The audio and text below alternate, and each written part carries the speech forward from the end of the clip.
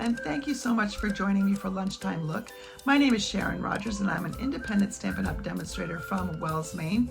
And every Thursday at noon, I like to bring you a quick and simple card that you can watch while you're eating lunch, on your work break, or if you're just at home relaxing. So sit back. I've got a really simple one featuring the Thoughtful Expressions stamp set that is on the last chance list right now. Normally retails for $25, and it is now on sale for $12.50. And you're gonna want this set just because of the card I'm making today. Here we go. All right, this Thoughtful Expressions stamp set is beautiful. It's got some beautiful floral images, and then it's got this hummingbird. These would look fabulous on a sheet watercolored or just colored in with pencils or Stampin' Blends. I'm going to do a monochromatic card though and show you how really quick this can be, and it makes wonderful sympathy cards. Some of these sentiments certainly go along with that theme. I have a piece of thick basic white. I'm going to cut my card base. Usually I have a bunch pre-cut, but I think I'm running low on that, so I'll have to cut some more. I scored at 4 1/4, and then I'm cutting it at 5 1/2. Now I have a backup. Put that away. I'm going to need another layer of color, and I'm going to be using Pebbled Path. Pebbled Path is a retiring in color. If there's anything left of it, that's great. I'm using up some of my cardstock from those in colors, and so I'm cutting this at 4 by 5 1/4. Oh, it's already 5 1/4. And then I'm going to bring in a piece of, let's see, let's bring in a piece of basic white. This is regular basic white, and I want it to be just slightly smaller. So I'm going to go 3 7/8, so just 1/8 of an inch smaller by 5 1/8. Okay, I'm done with my paper trimmer. I do have a piece of scrap basic white that I'm going to be using as well. I need to bring in some scratch paper. And let's see, I've got these flowers. So in this stamp set, we've got a double flower, double blossom. We've got a single one, and then we've got this little sprig over here. I'm going to start with my largest. I'm going to stamp in the corners first. And let's see, just kind of rotate it a little bit. I want to get it not quite the same in every area. All right. And it looks like I've got space over here where I can bring this in like that. And I can bring this in like that. I've got a couple of simple little areas, so I'm going to bring in this one right here. It's kind of skinny. So let's bring that in. Just fill in some of that space a little bit. Maybe up here as well. All right, and you can even, there we go. All right, so you can see how you could fill a whole sheet and make your own designer series paper here. I'm not doing that, but I think I've got enough of that. I'm going to bring in my hummingbird and stamp on my scrap piece. Let's see, where does it fit? There we go. And then I'm going to fussy cut this. It doesn't take too long to fussy cut this guy. He's got some ins and outs to him, but not a whole lot. And also the piece of the card front that I'm going to be mounting him on is the same base color. It's basic white. So the edges are not going to show very prominently here. So my fussy cutting doesn't have to be perfect on this. Now, of course, I want to make it pretty neat if I can. But I'm not going to be too overly concerned with every little place that has a border the same or not.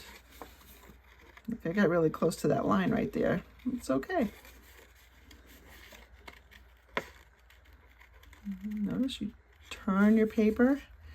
That makes it generally go a lot easier. Here's where I'd probably try to cut off some of this excess and then just trim around, but I'm already here, so we'll just keep going. You can see this didn't take very long. I just think it's nice to have a little bit of something different. So I mean, I could have stamped this right on directly on the paper. I'd have to change up my flowers a little bit because he takes up quite a bit of room. But look, we have him kind of aiming just like that. And then we can put a sentiment right here. So I'm going to use the, let's see, I'm going to use the "You're in my thoughts today" sentiment. That'll go on the outside. So let's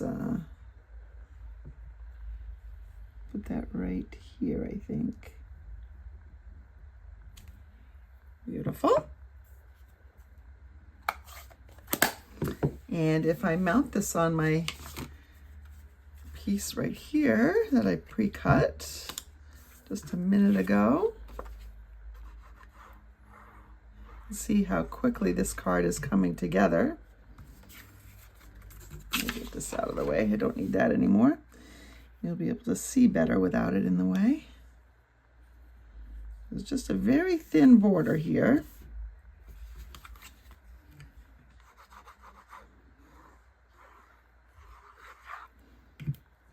And let's go ahead and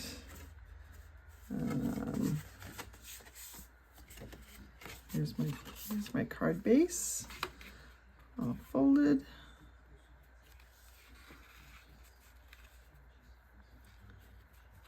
Let's see.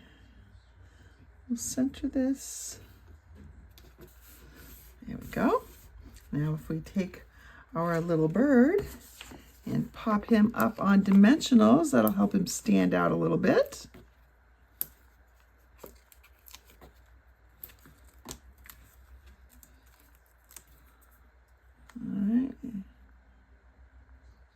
Just like that.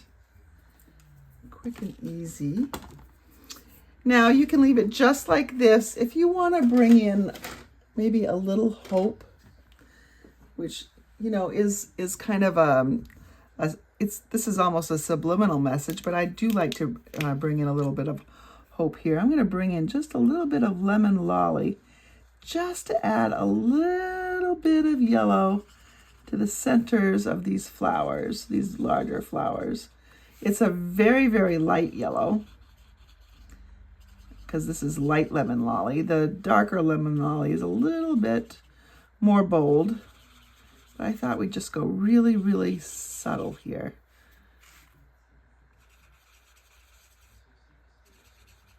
I don't really want to put gems in because that's a little too cheery for me. And I'm not going to color these little flowers.